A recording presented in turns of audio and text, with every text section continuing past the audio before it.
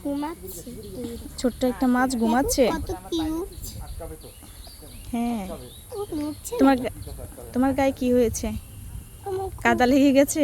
হ্যাঁ কাদা লেগেছে কাটা। গেঞ্জির মধ্যে? ও অনেক বেশি। হুম।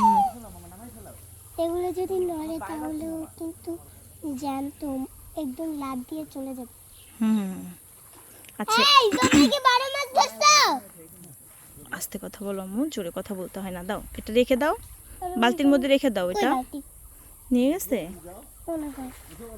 থাক, আচ্ছা, তোমার হাতে রেখে দাও। ওর সাথে খেলা করি আমি, অনেক মজা। মা, ওকে আমরা পালবো। হুম, আম্মু। পারবা।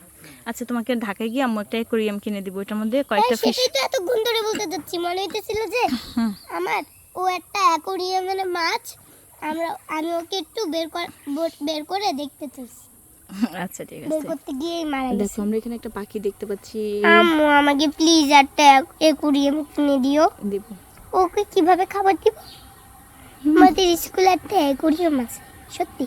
খাবার কিনে নিব ওর জন্য। এই পুঁটি মাছের জন্য না, ওই যে অ্যাকোরিয়ামের ভিতরে যে মাছটা থাকে, হ্যাঁ, ওটা আলাদা সেগুলোর ফিশ। জন্য। হ্যাঁ, সেগুলোর জন্য আমরা ফুড কিনবো। কত কিউট মাছটা, অ্যাকোরিয়ামের মতো। হুম। এই দেখো এই মাছটা, এই মাছটা মারা গেছে কারণ নড়তেছে।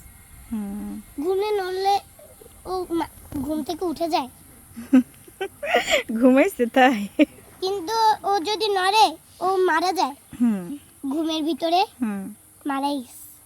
হুম। তারপরে বলছে যে কোনো মাছ যদি মারা যায় তাহলে নাকি খাইতে মজা লাগে না। তাই? হুম, ঠিক বলছে।